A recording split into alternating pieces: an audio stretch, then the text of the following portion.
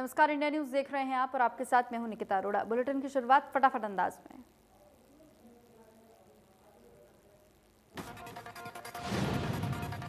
पूरी दुनिया में कोरोना के आंकड़े हुए 4 करोड़ 24 लाख के पार। अब तक 11 लाख 49 हजार से ज्यादा मरीजों ने गंवाई जान।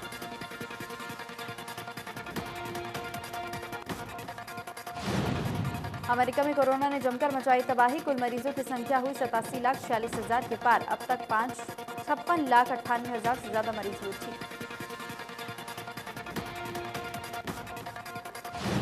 कोरोना के मामलों में पूरी दुनिया में तीसरे नंबर पर ब्राजील। अब तक 56,000 मरीजों ने कोरोना के चलते गंवाई जान।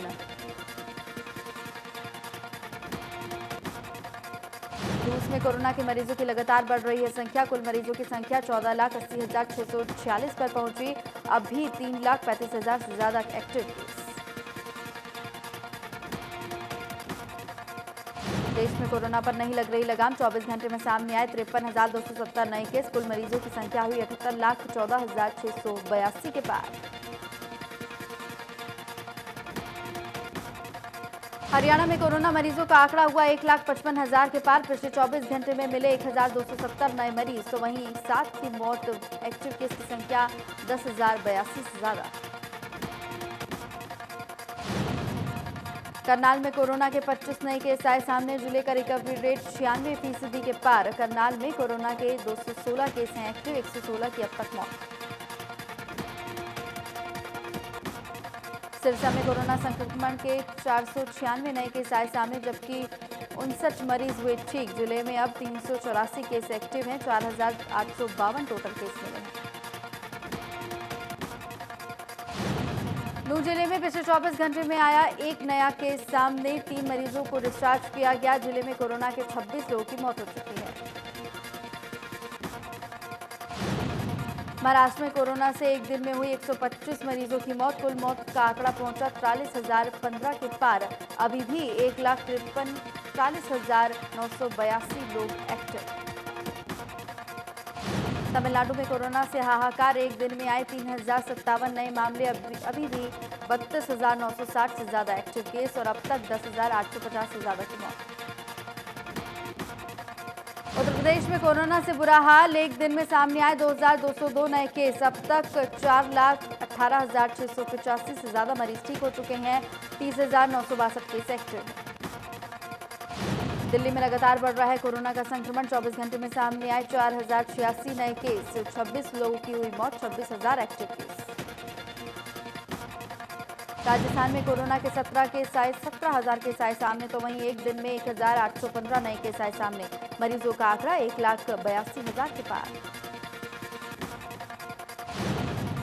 पंजाब में एक दिन में सामने आए कोरोना के 464 नए केस। मरीजों का आंकड़ा हुआ 1,30,157 के पार। 4,000 से ज्यादा एक्टिव केस। दिल्ली एनसीआर में लगातार बढ़ रहा है प्रदूषण। एनसीआर में हवा में फैल रहा है धुएं के साथ जहर। अगले 2-3 दिन में प्रदूषण के और बढ़ने की है आशंका।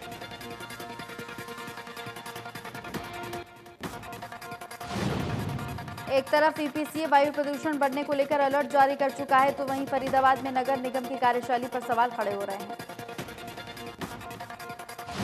मशीनों द्वारा सड़कों की धूल मिट्टी को साफ करने के बाद निगम के कर्मचारी रिहायशी इलाके में धूल मिट्टी को डाल रहे हैं, जिसकी वजह से फरीदाबाद में प्रदूषण का स्तर बढ़ता जा रहा है। गुरुग्राम में सरकार ने किए दिशा निर्देश जारी। दिल्ली से लगते जिलों में बढ़ रहा है प्रदूषण। किसानों से पराली न जलाने की अपील की गई। फरीदाबाद में भी सरकार ने दिशा निर्देश जारी किए। दिल्ली में लगते जिलों में लगातार प्रदूषण बढ़ रहा है। कंस्ट्रक्शन साइट पर पानी का छिड़काव जरूरी।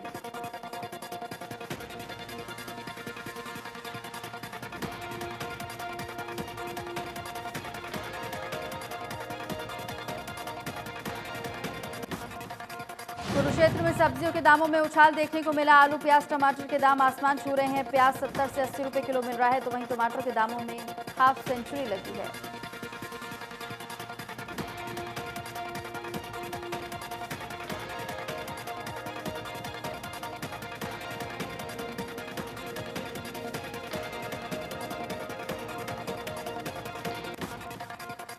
तो तो वहीं धनिये के रेट 100 रुपये प्रति किलो हैं। कोरोना काल में सब्जियों के रेट बढ़ने से लोगों की रसोई से लेकर जेब तक असर पड़ रहा है।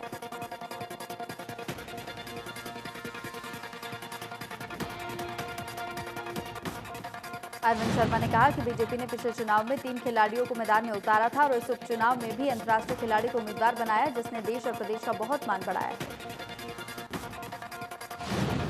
सांसद अरविंद शर्मा ने कहा कि कृषि अध्यादेशों का विरोध किसान नहीं, विपक्षी पार्टी कार्यकर्ता कर रहे हैं। आज अगर बरौदा हल्के का उपचुनाव नहीं होता तो सभी विपक्षी पार्टियों के नेता अध्यादेशों का समर्थन करते।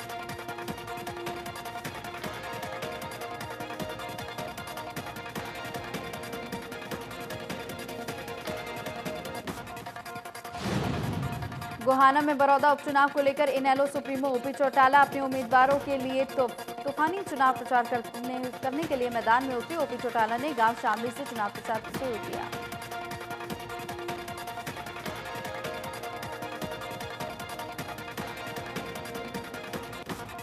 ओपी चौटाला 9 गांव में चुनावी जनसभाएं करेंगे। 23 से लेकर 29 अक्टूबर तक बरौदा हल्के के 54 गांव के चुनावी दौरे पर रहेंगे। तो वहीं आपको बताएं कि चुनावी प्रचार के दौरान ओपी चौटाला ने कांग्रेस और बीजेपी सरकार पर जमकर निशाना साधा और जीत का दावा भी किया। ओपी चौटाला ने कहा कि 2005 में हमारी सरकार चली गई थी और उसके बाद कांग्रेस, बीजेपी और अब गठबंधन की सरकार है। आप लोगों ने तीनों की सरकारें देखी। हमारी सरकार में गांव-गांव जाकर समस्याओं का समाधान करते हैं लोग। एचपीएससी के नए चेयरमैन बने आलोक वर्मा। राज्यपाल सत्यदेव नारायण ने आलोक वर्मा को हरियाणा लोक सेवा आयोग के चेयरमैन की निष्ठा एवं गोपनीयता की शपथ दिलाई। गृह मंत्री पहुंचे। आज फिर से टी पॉइंट पर लोगों से बातचीत की। कोरोना काल में हुआ था टी पॉइंट बंद, सोशल डिस्टेंसिंग का रखा गया था ध्यान। विधायक नयनपाल रावत ने 1 साल का कार्यकाल पूरा होने पर क्षेत्रवासियों को धन्यवाद किया। इस मौके पर उन्होंने अपने कार्यालय में धार्मिक आयोजन भी किया। धार्मिक आयोजन का नयनपाल ने कहा कि पिछले 1 साल में जनता ने उनसे जो भी कार्य करने के लिए कहा, उन्होंने बड़ी ही मेहनत और लगन के साथ पूरा किया और आगे भी वो करते रहेंगे। जिनमें जेजेपी नेता उमेद सिंह रेणु ने अधिकारियों पर कैटल शेड बनाने के लिए मनरेगा के कामों में भ्रष्टाचार के आरोप लगाए हैं। सीएम और डिप्टी सीएम ने पूरे मामले की जांच की मांग की है। उमेद सिंह ने 1 सप्ताह में अल्टीमेटम देते हुए कहा कि अगर पात्र परिवारों के कैटल शेड बनाने का काम सही ढंग से शुरू नहीं हुआ तो वो पार्षद साथियों के साथ अनिश्चितकालीन धरने पर बैठ जाएंगे। कुरुक्षेत्र में डीसी ने सरकारी कार्यालयों का औचक निरीक्षण किया। निरीक्षण में मास्क न पहनने और ढीली सफाई व्यवस्था वाले अधिकारियों को फटकार लगाई गई। फटकार लगाते हुए डीसी ने कहा कि मास्क न पहनने वाले, ढीली सफाई करने वाले कर्मचारियों के खिलाफ नोटिस जारी होगा। सोहाना में डीसी ने पुस्तकालय का उद्घाटन किया। स्कूल बंद होने की वजह से गरीब छात्रों को लाभ पहुंचाने का है उद्देश्य। लोगों ने पुस्तकालय के लिए धनराशि के साथ साथ महंगी पुस्तकों को भी दान किया। राष्ट्रीय कामधेनु आयोग के चेयरमैन ने हिसार में गौधन से संबंधित आ रही परेशानियों को संज्ञान में लेकर जल्द से जल्द निपटारा करने के लिए निर्देश दिए हैं। चेयरमैन ने बताया कि हरियाणा में गौशालाओं पर आत्मनिर्भर बनाने पर जोर दिया गया और इसके लिए गौमूत्र और गोबर से अलग अलग प्रोडक्ट बनाने की तैयारी है। अंबाला में कुट्टू का आटा खाने से 35 लोगों की तबीयत बिगड़ने का मामला सामने आया था। कुट्टू का आटा खाने से लोगों को चक्कर शुरू हो गए और हाथ पैर कांपने लगे। कुछ लोग इलाज के लिए निजी अस्पताल में पहुंचे हैं तो कुछ नागरिक अस्पताल में है। बताया जा रहा है कि मामले में जानकारी मिलने के बाद स्वास्थ्य विभाग हरकत में आया और दुकानों से कुट्टू के आटे सहित व्रत की सामग्री के सैंपल लिए गए। सोनीपत में सीएम फ्लाइंग की टीम ने बड़ी कार्रवाई की है। इंडस्ट्रियल एरिया में अवैध रूप से चल रही पटाखा फैक्ट्री पर छापेमार कार्रवाई की है। भारी मात्रा में पटाखे और पटाखे बनाने का सामान बरामद किया गया है। फैक्ट्री में नाबालिग बच्चों और महिलाओं से पटाखे बनवाए जाते थे। टीम को भारी मात्रा में केमिकल बरामद हुआ है और साथ ही मामले की कार्रवाई में फिलहाल पुलिस जुट गई है।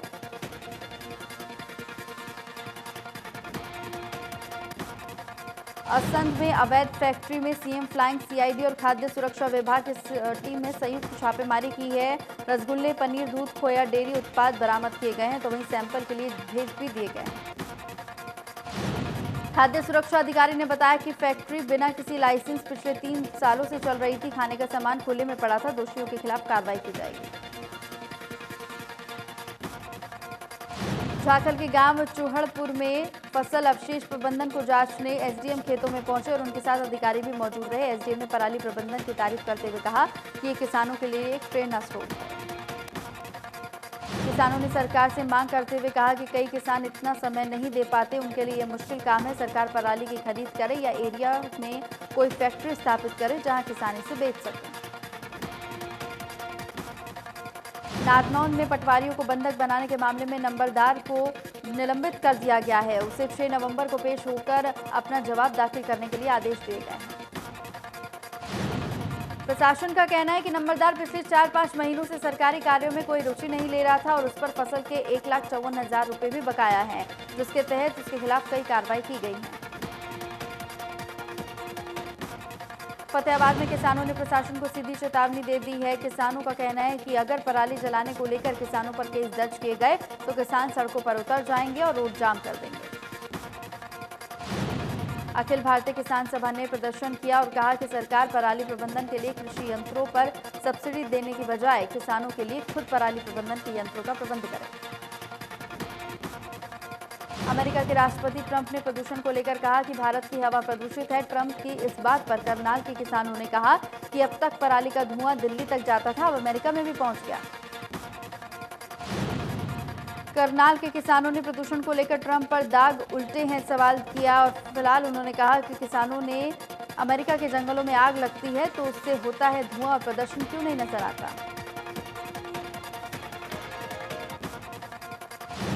फरीदाबाद की सब्जी मंडी में आने वाले ग्राहकों के प्याज के भाव सुनकर आंसू निकल आए हैं। इन दिनों प्याज के भाव 70 से 80 रुपए किलो तक है और जो लोगों की रसोई का बजट खराब कर रहा है।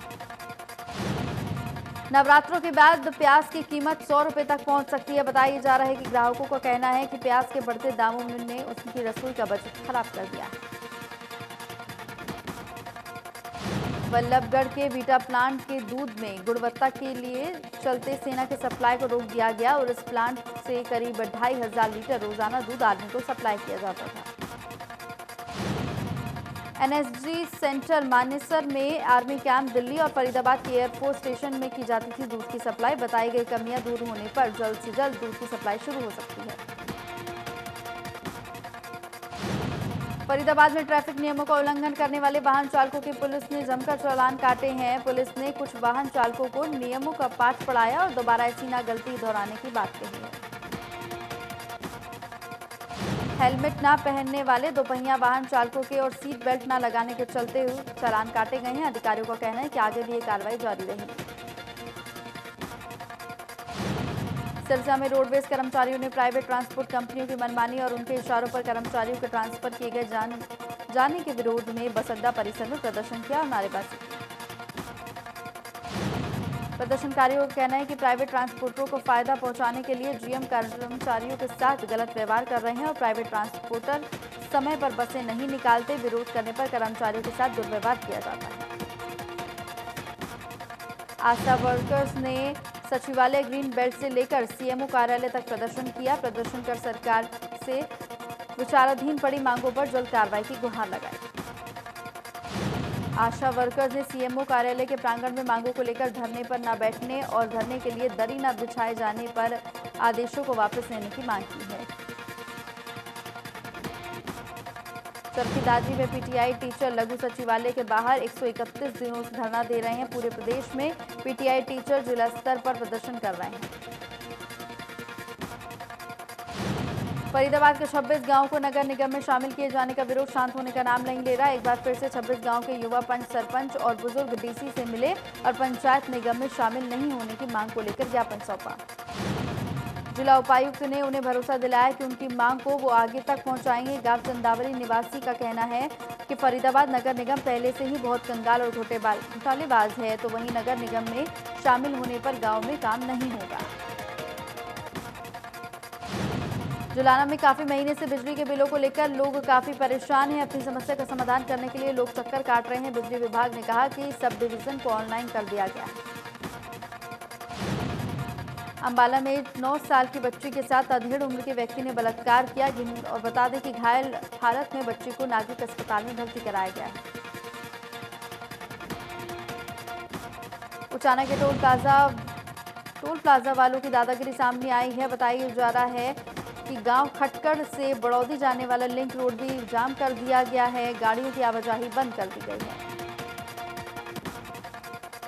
करनाल में चेन स्नैचिंग की वारदातें लगातार सामने आ रही हैं। 70 साल की बुजुर्ग महिला से चेन स्नैचिंग करके 2 बदमाश बाइक पर फरार हो गए। पूरी वारदात सीसीटीवी में कैद हो गई।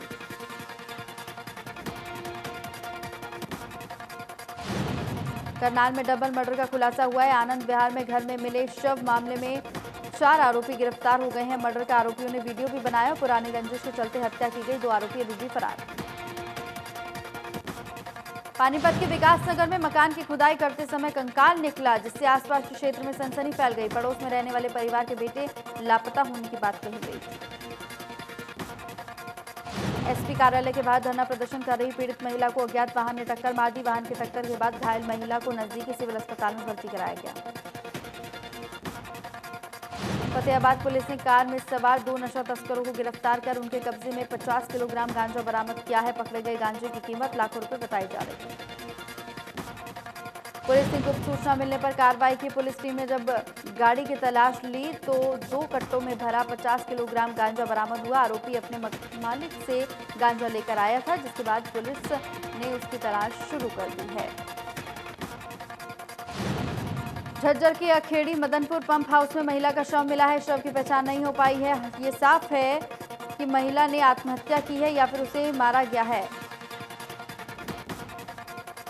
सूचना के बाद पुलिस मौके पर पहुंची और शव को पंप हाउस से निकलवाया और पोस्टमार्टम के लिए भेज दिया है। पुलिस ने शुरुआती जांच में महिला की मौत पानी में डूबने से बताई जा रही है। सिरसा में चोरों ने एटीएम तोड़ने की कोशिश की। देर रात चोरों ने एटीएम में एंट्री की और मशीन को तोड़कर ले गए। बताया जा रहा है कि एटीएम पिछले 4-5 दिनों से खराब पड़ा था।